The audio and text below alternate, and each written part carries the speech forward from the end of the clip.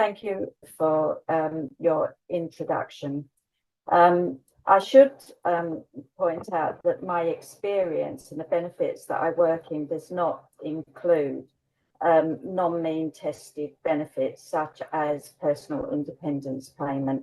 However, I do understand those benefits, I do understand the law, and I have helped a number of friends and family members over the years to successfully claim these types of benefits. And in particular, I've successfully helped them to win at mandatory reconsideration stage or even at appeal stage. I've attended appeals for a number of different benefits over the years. But it would be unfair of me not to point out that personal independence payment is not my usual area of expertise. So I've spent some time over the past couple of weeks reminding myself of what this is all about. I listened to other short webinars about PIP, and I realised that in a very short amount of space of time that we have, it's actually impossible to go through everything. So tonight we'll be concentrating on what PIP is, what it's about, and how you make your claim, and give you some advice and tips on how to carry that out. I would suggest that I do further webinars that take you to the next steps, as we are unlikely to have enough time today to go through every single step that is involved. So, without further ado, let's have a look at what this is all about. So PIP, it's known as an extra costs benefits. It's there to help you with the extra costs that you incur due to long-term health conditions or disability. These health conditions, they can be physical or mental health. There was a very high-profile case law decision just a couple of years ago that laid out that mental health conditions should have as much consideration as physical health conditions do, because it has come to our attention over the years that PIP assessors don't necessarily take mental health conditions as seriously as those physical ones. And as we know, those of us with Cavernoma experience a range of different effects because of the Cavernoma. Some of us have effects that are physical, and some of us have those that affect us for our mental health. And indeed, some of us actually have both. So there is a lot to consider when we consider about how our Cavernoma affects us as individuals. You don't have to be unemployed to be eligible to claim PIP. You can be rich or poor. It's classed as what is known as a non-means tested benefit. So to put that into context, if it's a means tested benefit, that means that any income that you or your partner, if you have one, is taken into account. Any capital that you have is also taken into account. And so what it means to be a non-means tested benefit is that the amount of income and capital that you have is irrelevant to your eligibility. That means that you could be a millionaire and still be eligible for personal independence payment. So we have other means tested benefits that some of you may be eligible to or even receiving, such as universal credit, which is the latest benefit for those of working age. We have the legacy benefits, as they are known: housing benefit, employment and support allowance, income related, We also have housing benefit and tax credits. Tax credits, as many of you may know, is rapidly disappearing now, and you are gradually being invited to make a claim for universal credit.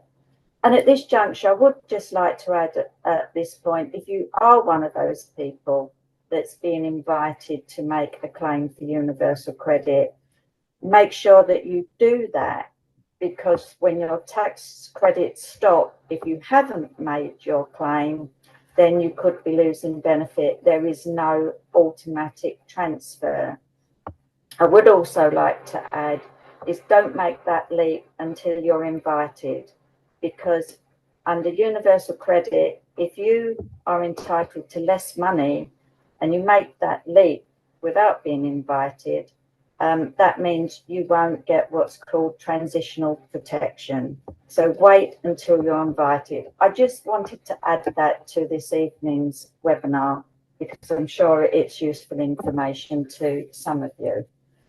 For those of you that are not of working age and you've reached what's called the qualifying age for state pension credit, so you're a pensioner, and as we know at the moment that's a bit of a moving target, it's around the age of 66 at the moment, then you might be entitled to pension credit, the guarantee credit.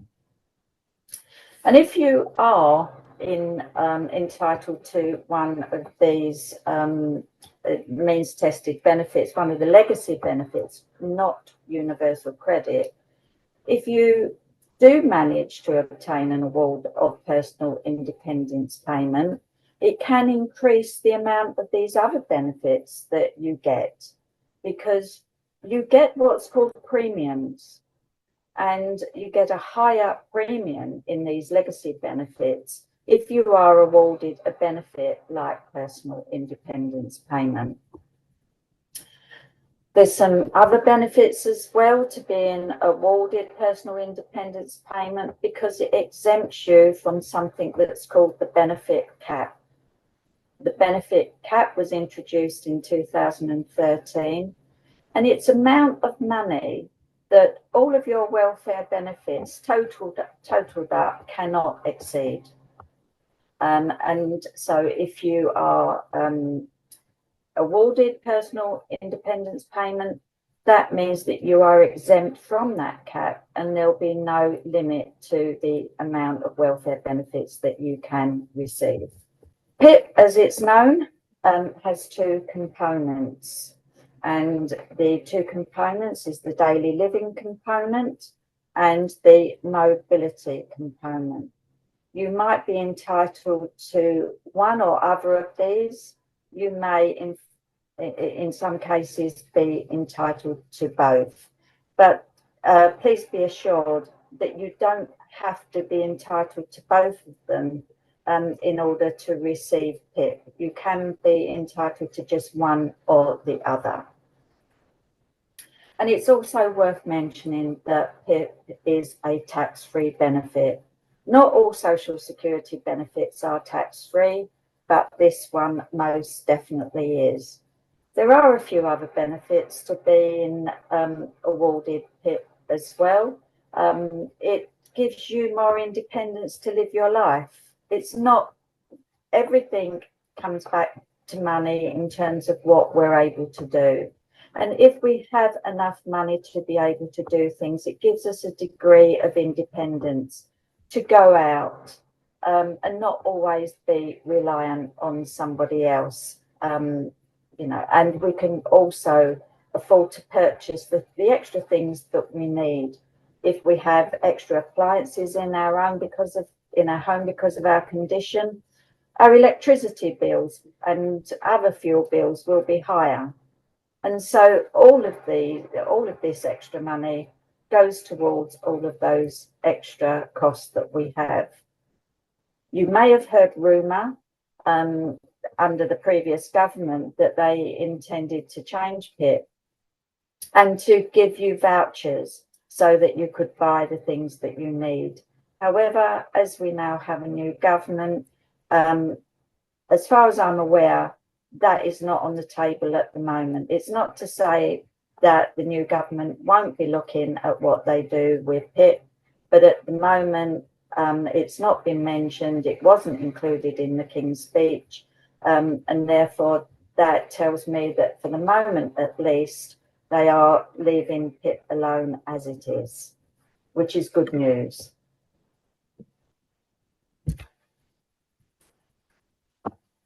There are some basic conditions that a person has to satisfy in order to be eligible to claim PIP. And so you need to be at least 16 years of age and below the qualifying age for state pension credit. And as I said, at the moment, that is around the age of 66. And I believe it's 66 and 2 months or something like that. You must not be a person who is subject to immigration control.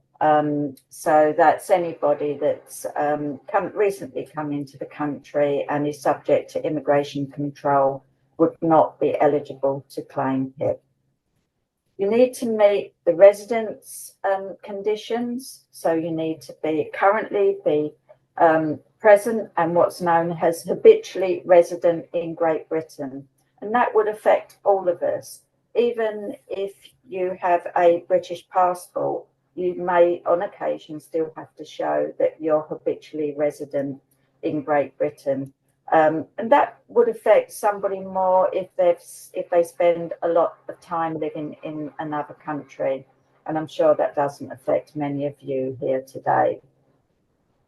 You have to have been present in Great Britain for at least 104 weeks, i.e. 2 years, in the last 156 weeks, i.e. 3 years. You need to meet the disability conditions for the daily living or mobility components, or both of them, for a total of 12 months. This 12-month period is known as the required period condition. And this 12-month period starts 3 months before your date of claim and is likely to continue for 9 months following the date of claim.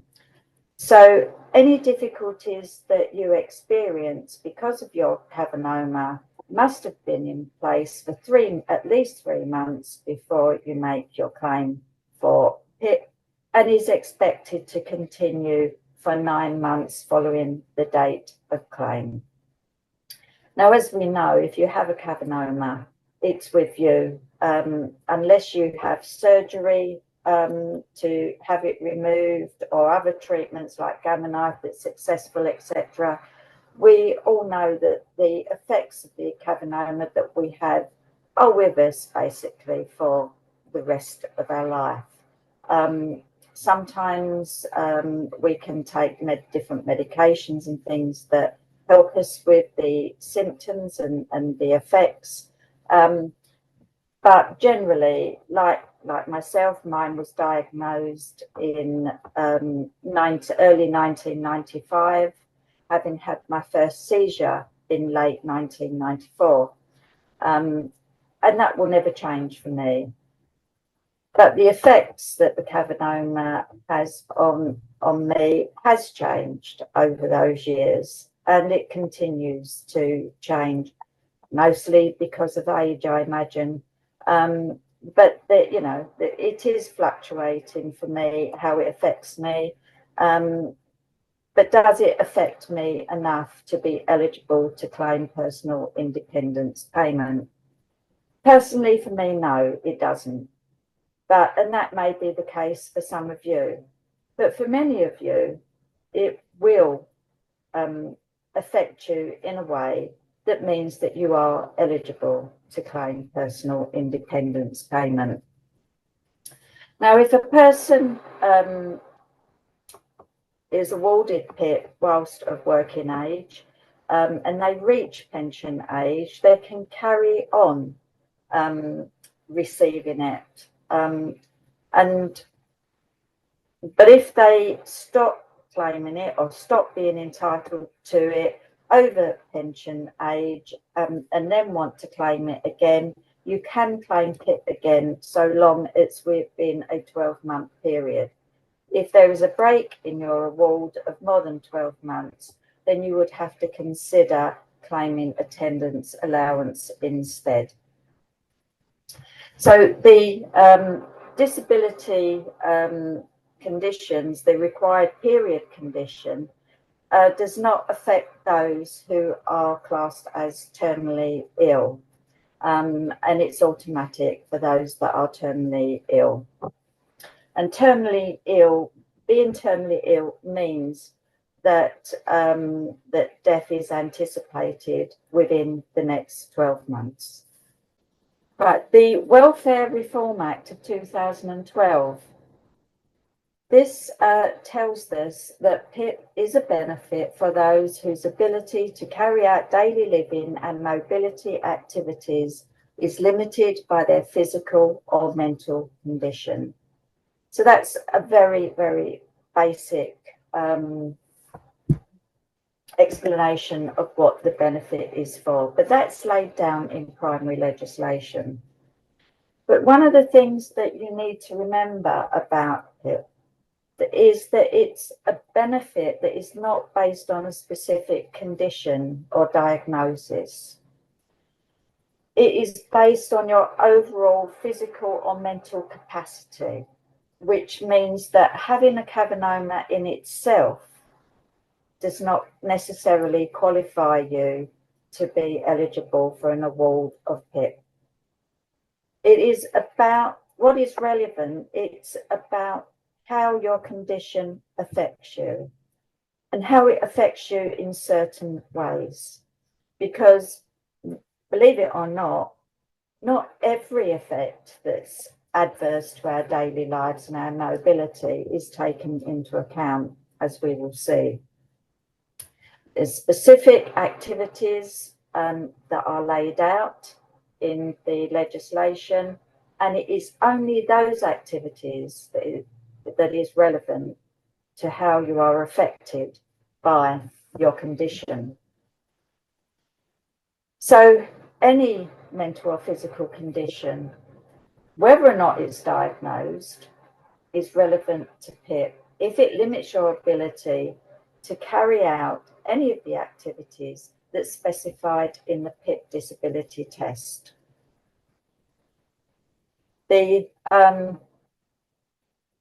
Where it says diagnosed or not, I just want to add a point on that, and I will extend on this. You don't have to have your condition diagnosed. However, you will have to evidence how your condition affects you. And that is extremely difficult if it has not been diagnosed. So my advice to you is, if you have a particular condition that is as yet undiagnosed, I would advise you to make an appointment with the appropriate healthcare professional. That probably most likely would be your GP, and get the ball rolling for that diagnosis, because the more evidence that you have about your condition and how it affects you really, really increases your chance of being awarded PIP. It doesn't prevent you, not having it diagnosed doesn't prevent you from being able to make a claim. But what it may do is severely limit your ability to evidence how that condition affects you. So the disability test is based on 12 activities, and there are 10 that are listed for the daily living activities and 2 for the mobility activities. Daily living covers things that are vital to your daily life, such as cooking, getting dressed, engaging with people, and budgeting. And the mobility activities cover difficulties with planning and undertaking journeys due to mental, cognitive, or sensory conditions, or difficulties walking due to your physical condition. These are activities, they are very limited in range and scope. and they don't include some crucial day-to-day activities. If your condition affects your ability to adequately clean your house, then I'm afraid that's irrelevant, and there is no point in you mentioning that on your PIP claim. Caring for children, that's not included either. And for some of us, exercise is absolutely imperative. For instance, I've had a lifetime on anticonvulsants because my Cavernoma causes nocturnal seizures. I'm one of the lucky ones.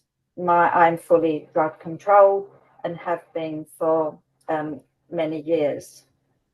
But taking that drug means that I'm susceptible to weakened bones, osteoporosis, and I've had osteopenia for many years. And sadly, I was diagnosed with fully blown osteoporosis just recently. Why? Because I've not exercised enough. I work too much. That's my problem. But like I say, for some of us, exercise is imperative, and it doesn't include that because, you know, gym memberships, etc., these things all cost money. So there is absolutely nothing within PIP that gives assistance to people whose only difficulties are connected to these activities. It also doesn't cover physical difficulties with public transport. So in short, all of the difficulties that you have to match those that are covered in and listed for the daily living and mobility, and they must match the activities and tasks covered in what is a points-based test. So therefore, when you get to the second stage of claiming, which is the form known as PIP2, which I'll talk about more in detail, you need to focus only on those activities when filling in that form, and when you get as far as having an assessment following sending in your PIP2 form.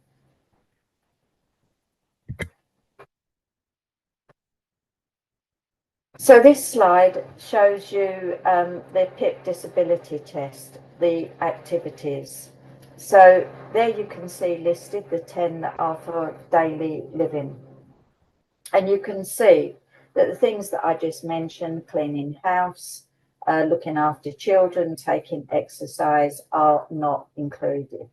And for mobility, it's about planning and following your journeys and moving around, but it doesn't include any difficulty that you have. It doesn't mention anything about difficulty using public transport. So I'll just give you a moment just to have a look at those.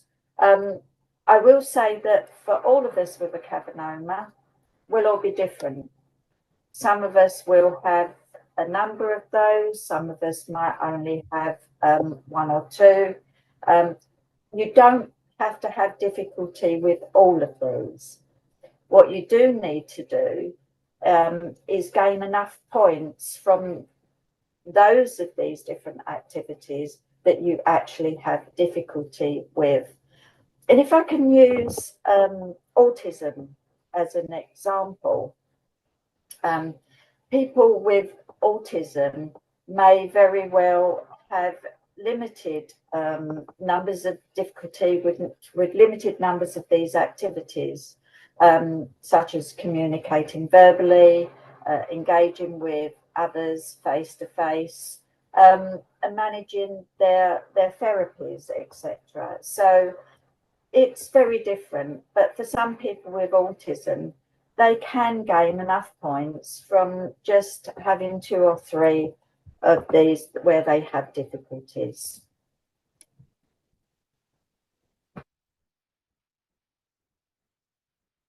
Each of the activities has a list of statements known as descriptors. I will bring up a PDF document at the end of this to show you what those descriptors are. There's too many for me to put on a slide. And if Helen is agreeable, I'll give you a copy.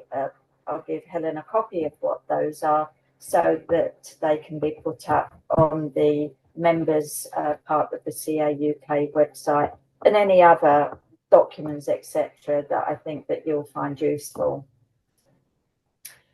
These are descriptors. They describe different difficulties a person may have with completing an activity, such as needing prompting or physical help from another person. Points are scored for the descriptor that applies to you in each activity. And you can get anywhere between zero actually, anywhere from 0 to 10 points from each of these, for each activity from these descriptors. So one of the things that you must remember, that these points are allocated on the help that you reasonably need. So it's about what you need to help you with your difficulties, not what help you actually get. So just, you might need help with cooking, but you have no one to do it. So therefore you struggle and you try to manage alone.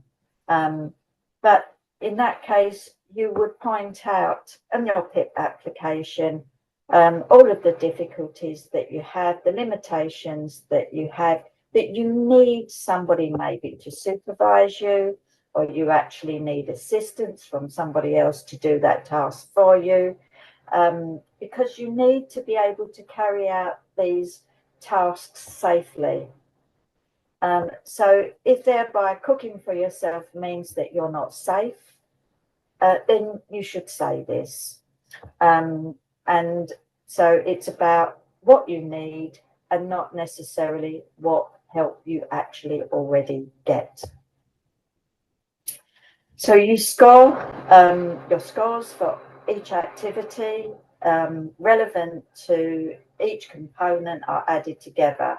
So for you've got 10 activities for the daily living, and added together for all of those 10, if you make 8 points, you will get the standard rate of PIP. If you make 12 points, you will get the enhanced rate of PIP. And I will go over what the amounts are for this current year. Those who are terminally ill automatically qualify for the enhanced rate of the daily living component, even if you have no difficulties with any of the activities. I've just in the footnote there mentioned the regulations that are applicable. And if again, Helen, if we're allowed to put up a copy of these slides onto the members area of the website, the part 2 and the part 3, if you click on those, they are actually links that will take you to that part of the regulations that lists everything. And actually this part of the regulations is not difficult to read, unlike much else.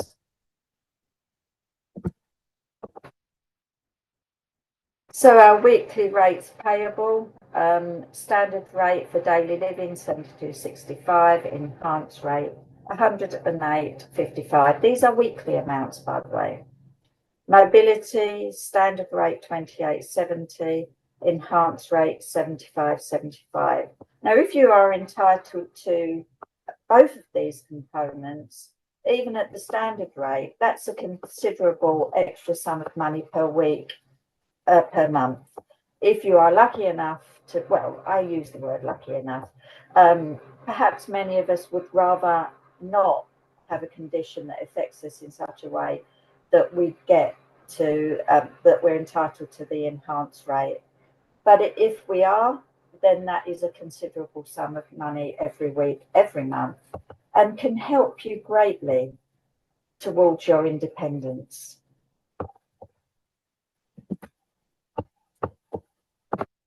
So the PIP journey has 4 main steps.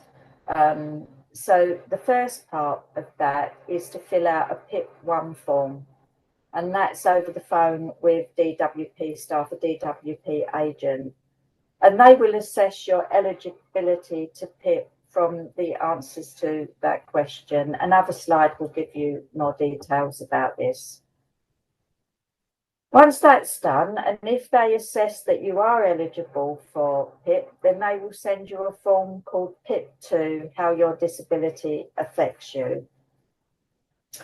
And this form is personalised to you. So you must fill in that particular form that's sent to you. Don't download an example from a website, because it might not be the right one for you, and therefore will be irrelevant. Once you have that form, you need to return it within one calendar month of the date on the cover letter. You can request an extension if you need to. The extension can be up to 2 weeks. Once you return that PIP2 form, you will be most likely be asked to attend an assessment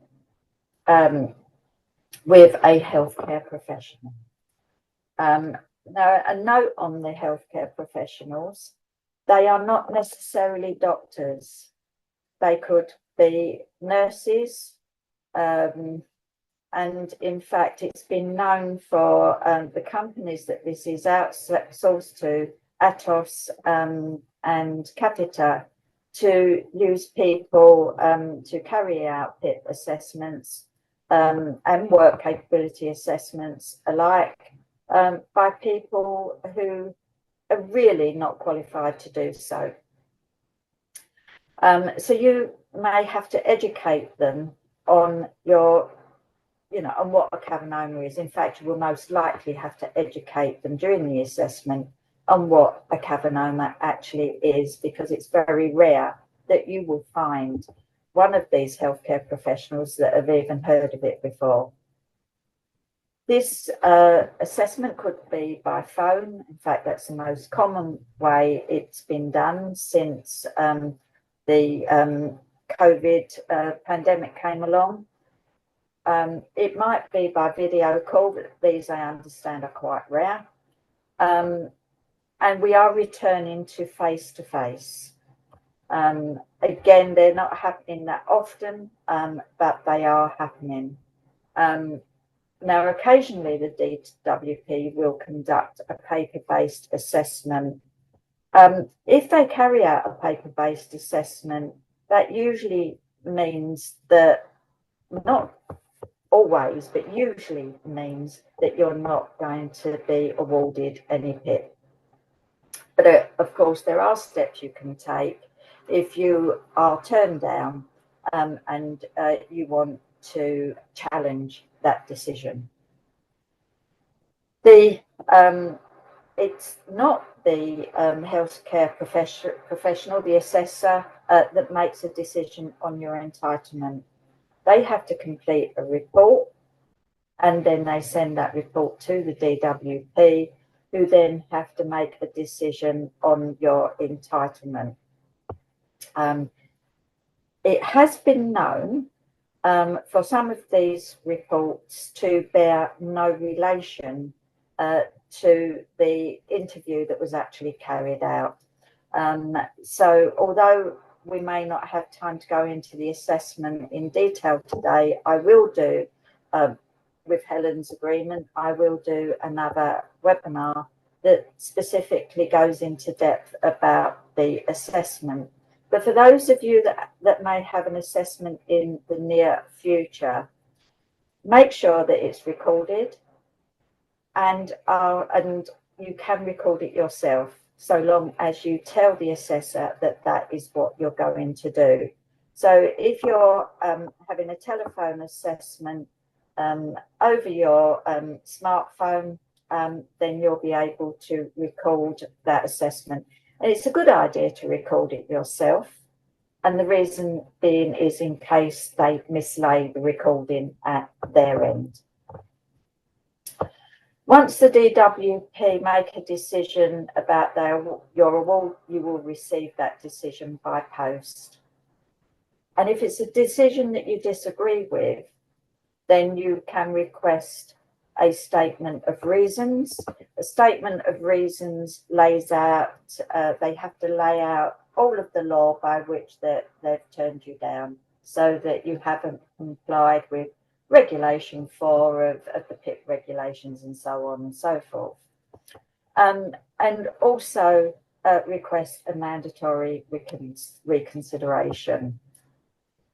Unfortunately, there is no time limit set upon the DWP by which they must deal with your mandatory consideration. And I hear different reports about how long these are taking, anything from 4 to 6 weeks to several months. What I would also suggest actually is that if you go down that route of mandatory reconsideration, there's nothing to stop you from making a fresh claim for PIP. And it may be the case that you're able to access better evidence of your condition to send in the next time.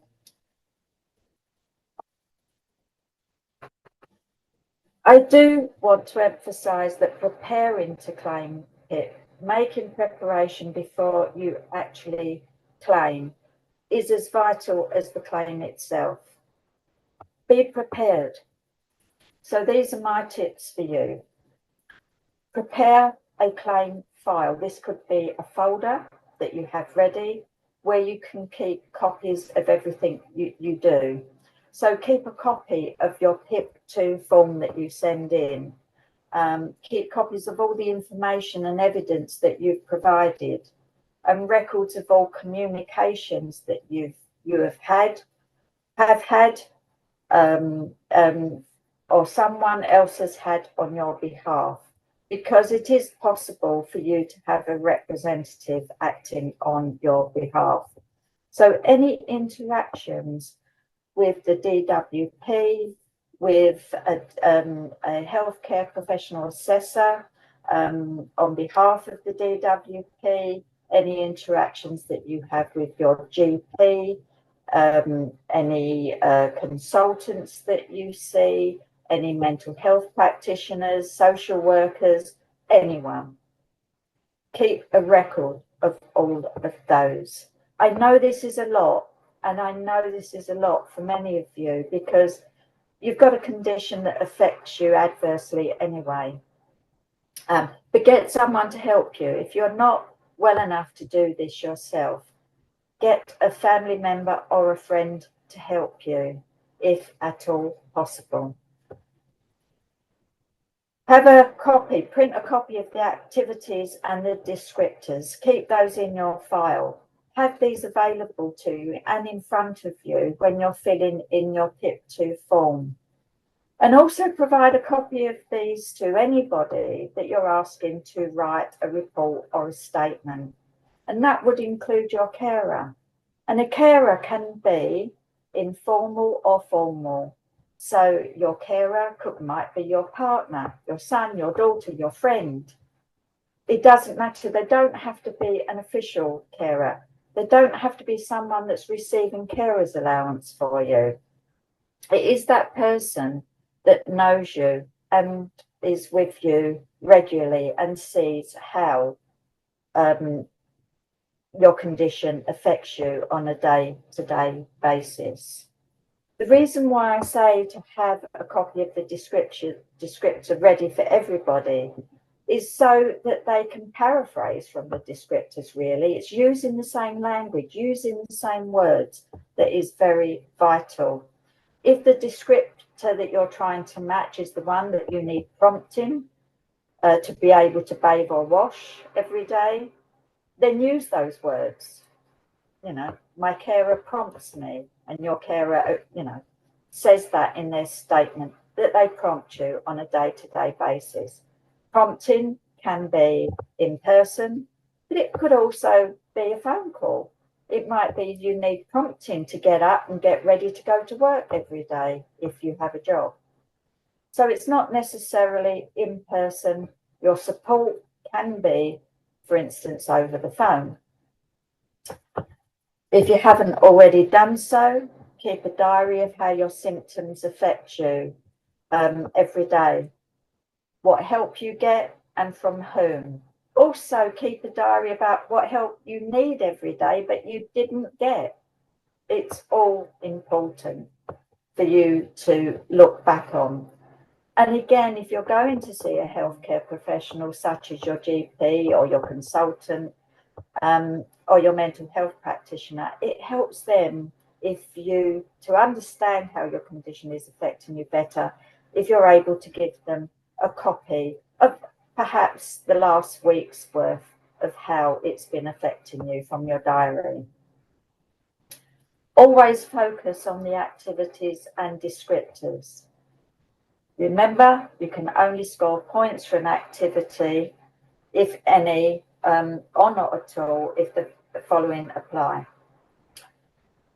If you need aids or appliances to help you manage the activity on your own, you need supervision or prompting. You need assistance from someone else. You are unsafe managing on your own, so accidents have happened or have nearly happened, but there's also case law that tells us the fear of an accident happening or being unsafe is good enough. An accident doesn't necessarily have to have happened or nearly happened. It's the fear of one happening that is good enough. Say if you can't complete the activity to an acceptable standard, and that means something that is good enough. You're not able to repeat the activity as often as is reasonably required.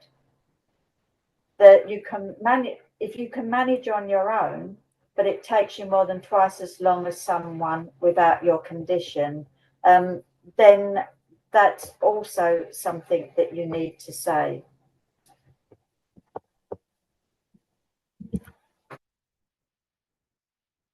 Continuing with the preparation, gather as much supporting evidence as you can about your condition from your GP, any healthcare professionals that you interact with, social workers, carers, family and friends, about how your condition affects you. The more evidence you have, the better your chance of success. Request a patient summary from your GP. And any other healthcare professional involved in your care.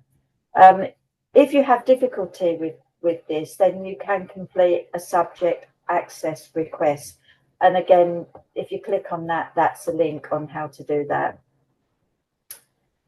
If you haven't seen your GP or other healthcare professional for some time about your condition, then make an appointment. Make an appointment and update them about your condition, and if at all possible, ask to be referred from your GP for further assessment. That could be assessment for physical assessments, that could be physiotherapy, it could be mental health therapies, mindfulness, other things like that. Obtain as many relevant reports as you can. The other thing I would suggest is keeping regular contact with your GP and healthcare professionals. The more regularly you can show that you visit and you need to visit, again, it increases your chance. Now, I know that much of this, and particularly getting appointments with people, can take some time. If I take the advice of a colleague who helped a friend to claim, they failed 3 times to be awarded PIP. So in the end, they took between 3 and 6 months to gather all the evidence, to have all these appointments to do this. And it worked. The next time they claimed, they was awarded PIP. And it was awarded for the maximum period of time that can be allowed. So in the end, it was worth all those extra steps and the work that had to be done. So Kim, I'm ever so sorry to interrupt. We're just coming up to 8:20. Time flies by, and there's so much to cover on this. Just to get us clear on how much longer do you think you need for the presentation, just for those people who've allocated a certain amount of time for this before we get to questions? Yes, it is taking longer than I anticipated. I'll be as brief as I can. I'll finish this slide and then perhaps I'll skip through to the points, more relevant points about the PIP2 claim. Everybody will be able to see the slides if that's okay. Thank you, Kim, and we really appreciate the time you're taking and the detail, because there is a lot of information to absorb, and I know many people want to watch this back and really digest. So thank you so much, and sorry to interrupt you. That's okay. Before I move on to the next slide, though, it's very important that you keep to the activities and descriptors, that you don't wander off into some other effect that you have from your condition. Be factual. Do not get emotional. That will not help you at all. So always keep to the facts. I won't go into detail about the PIP1 claim form, just say that the phone number that you need to call is there. It's about basic information. I would just say, though, that if you have been classified as having limited capability for work or limited capability for work on work-related activity, for employment and support allowance or universal credit, or are receiving disability living allowance, ask at that point for that to be taken into account. Have someone with you when you're having that telephone call to fill in the PIP1 form. Once you get your PIP2 form, remember that it affects you personally. That form is for you personally. There's 15 questions.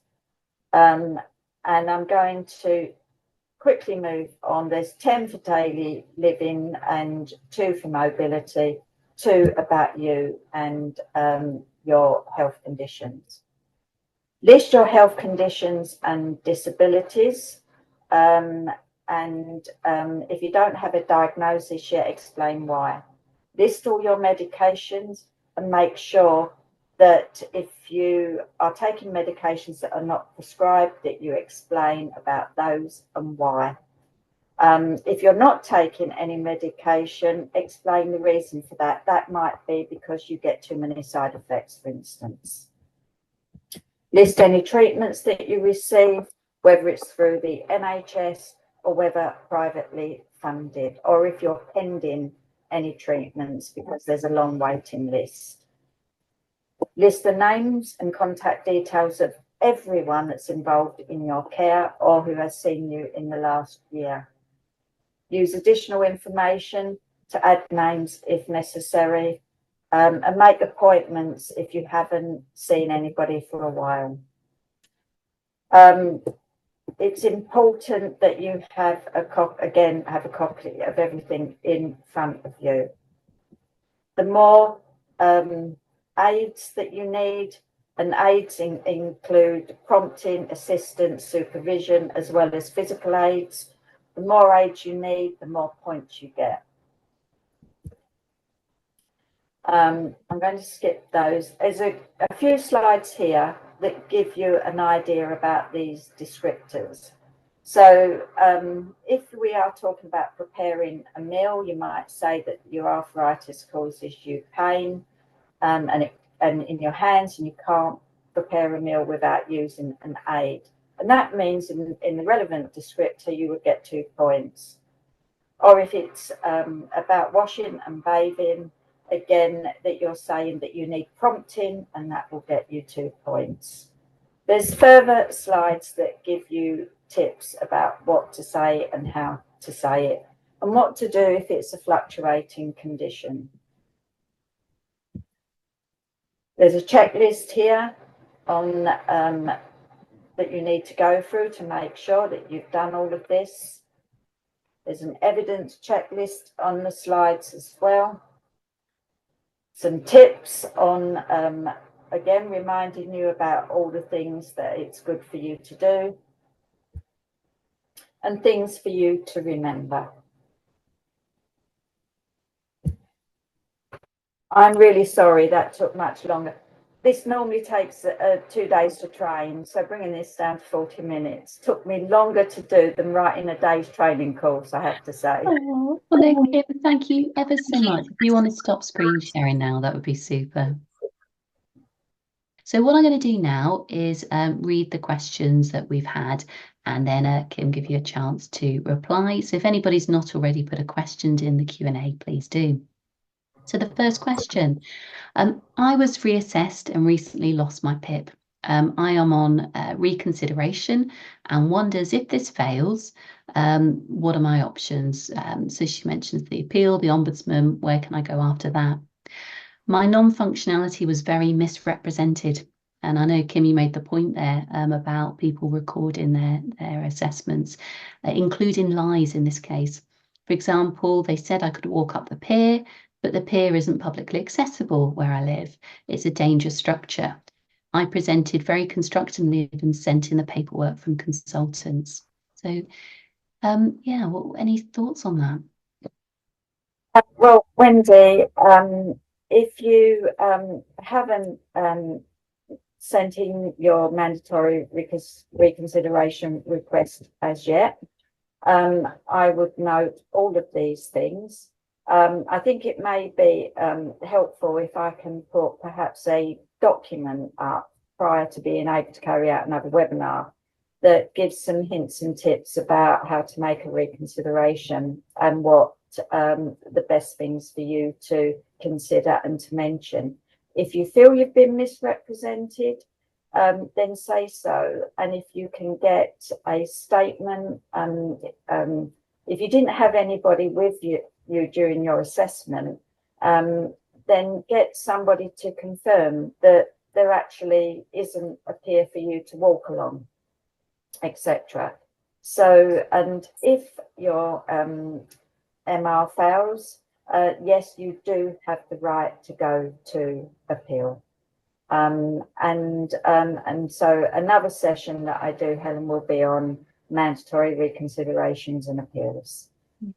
It's very much personal to you, but I will give you some hints and tips that this is not the end of the story, Wendy, but you could start another claim if you wish. That doesn't mean, if you start a new claim, it doesn't mean that that's the end of it for your mandatory reconsideration or appeal on your earlier claim. And I think something I took from what you said, Kim, is that, you know, somebody who it took 3 attempts to get this, and we're talking about a lot of money. And I think often people get rejected and think, is it worth trying again? And I think what I'm hearing from you, particularly when you talked about some of the skills and experience of the assessors, is it is absolutely worth keep you know, trying and exploring all avenues. Don't be determined. The one thing that I didn't get to say, and it is useful, you don't need necessarily to go to a welfare rights office such as Citizens Advice, etc., to help you. But what I would suggest is once you complete the form, before you send it in, get an appointment with an advisor and show them what you've done and see if they can improve on it. And for those who aren't familiar, if you Google Benefits Advisor, there's quite a few websites where you can put in your postcode and you can find which organisation provides that for you locally. So I'm just, in the interest of making sure we cover from questions as many people as possible, I'm just going to skip to the next person, but Wendy, if we have time, we'll come back for your second question. So question here is PIP on top of state pension? You were awarded it before you reach state pension age. If you're making a claim after you've reached state pension age and didn't have a PIP claim within the previous 12 months, you would need to apply for attendance allowance. So basically a different benefit available if you're starting your claim when you're already receiving the pension.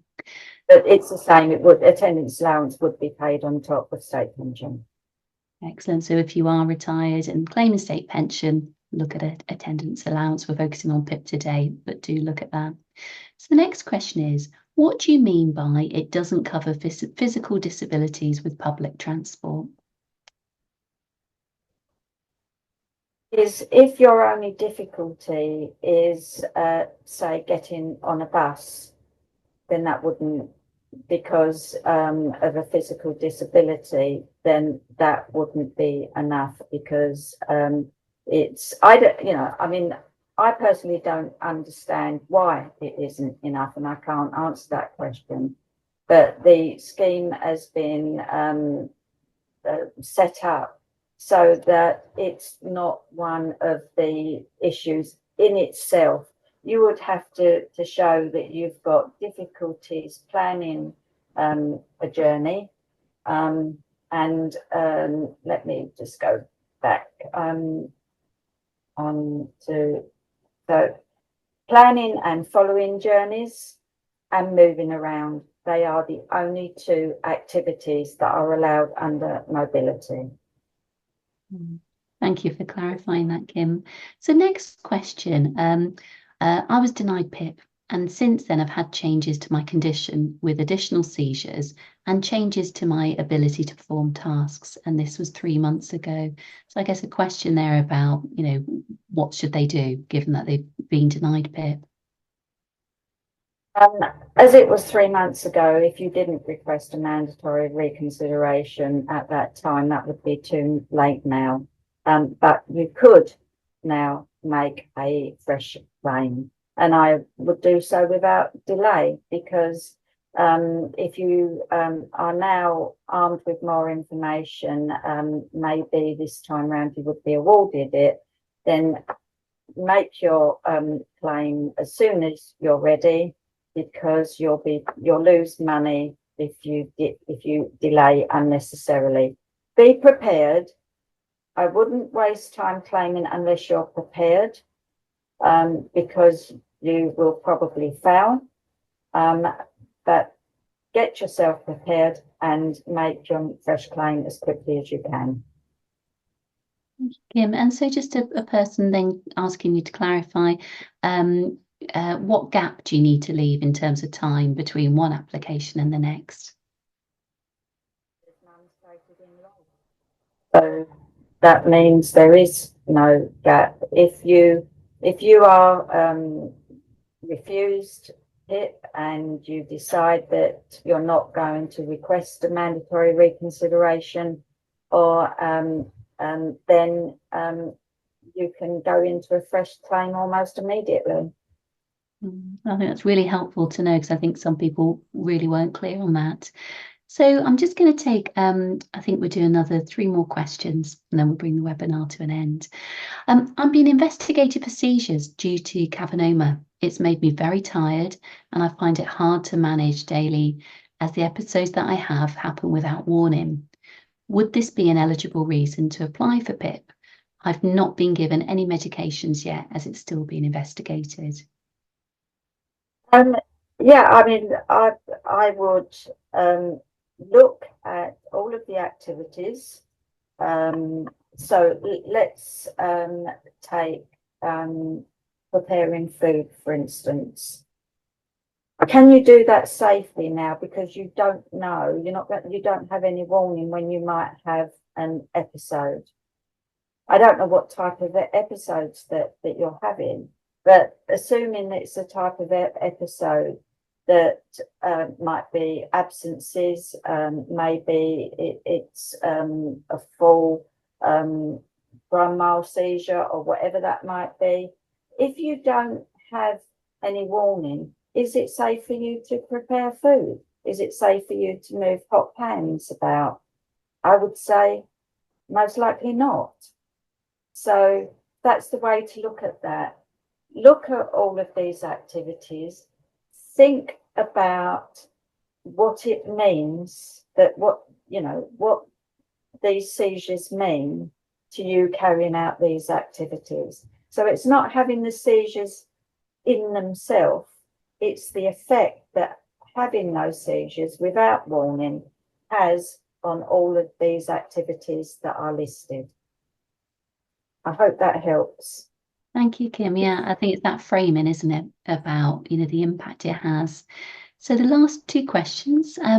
So I was downgraded to the lower rated DLA about 12 months ago. I appealed and I was awarded the lower rate of DLA and the lower rate of mobility. I didn't appeal again because they make you feel humiliated, as if you're trying to cheat the system. Can I do so now, or do I need to start again? Do you mean that can you appeal again? Depends on how much time has lapsed. If it was, if you received the notification about your appeal less than a month ago, then yes, you can. If it was more than a month ago, then no, you can't.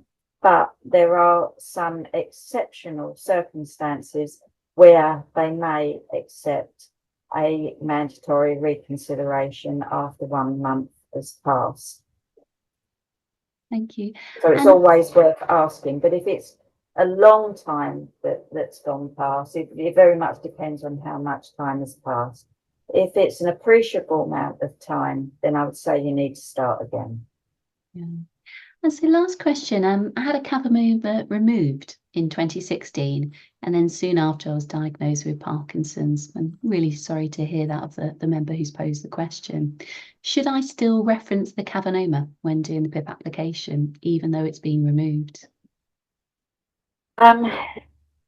If the surgery from having the Cavernoma removed caused any conditions, surgery on the brain can be quite risky, as you know, and it's possible at times that surgery may cure one problem but create another problem.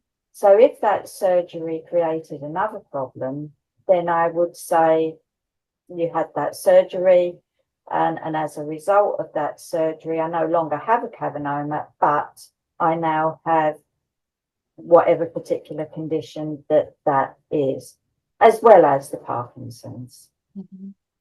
Thank you, Kim.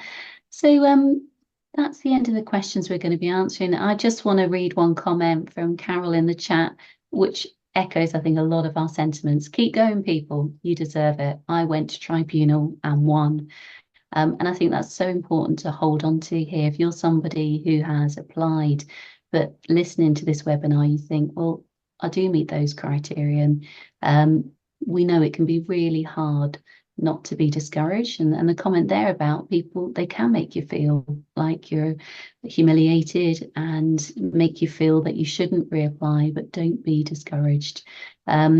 I know on our closed Facebook group, people often post about PIP applications, appeals tribunals. There's a lot of experiences shared there.